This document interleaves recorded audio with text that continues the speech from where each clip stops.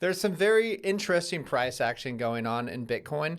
There's some people that think it is manipulation. I'm going to cover that. Plus, I'm going to cover what Michael Saylor said about Bitcoin. Very interesting. I tend to agree with him. All right, so we have Mike Alfred. He says, someone large is manipulating the Bitcoin futures market. This is very incontrovertible evidence at this point. I imagine the purpose to hold Bitcoin down just a little bit longer. So whatever whale is out there wants to keep the price down. Why massive accumulation? Who? Probably a cabal of hedge funds. Will it stop? Likely soon. Now, with me, I've been saying that BlackRock, other people want to keep the price of Bitcoin down. Vanguard, as I mentioned yesterday, was saying, yeah, we're not in the spot Bitcoin ETF race. Makes me wonder, like, I don't trust any of these people, right? So I've had some comments in the earlier video saying, oh, you like BlackRock, you're a big fan of them. No, I'm not. I know they're a bunch of scumbags. Vanguard as well. Scum, right? But they have a lot of money, they have a lot of influence, and that is why I cover this, all right? And a lot of people think that just because I cover it means I like them. That is not the case at all.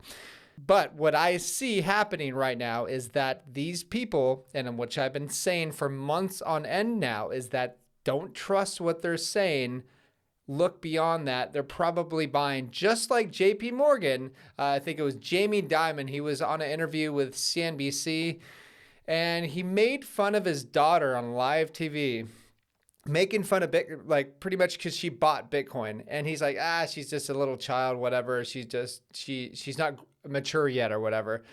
And then later on, we're found out, oh yeah, they were actually accumulating Bitcoin. So very interesting. You never want to trust these people. Moving on, we have Michael Saylor saying Bitcoin ETFs will at least double the demand for Bitcoin. And that is probably an understatement, because once the world gets a spot ETF, you're going to have all these regulations in place. You're going to have governments going, okay, it's a regular asset class now. It's fine. It's not like a place for conspiracy theorists or like anti-government people. It's a normal asset.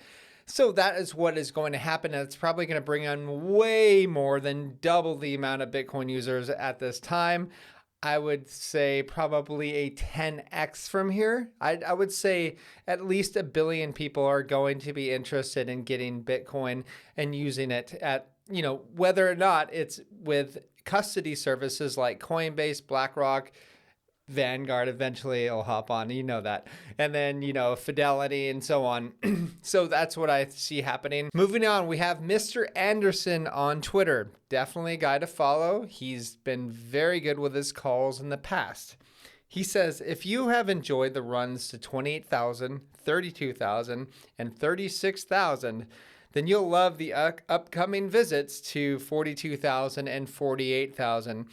I definitely agree with him, because a lot of people are sidelined, and I'm not the only one that feels this way. I know many of you know that many people are sidelined waiting for lower prices.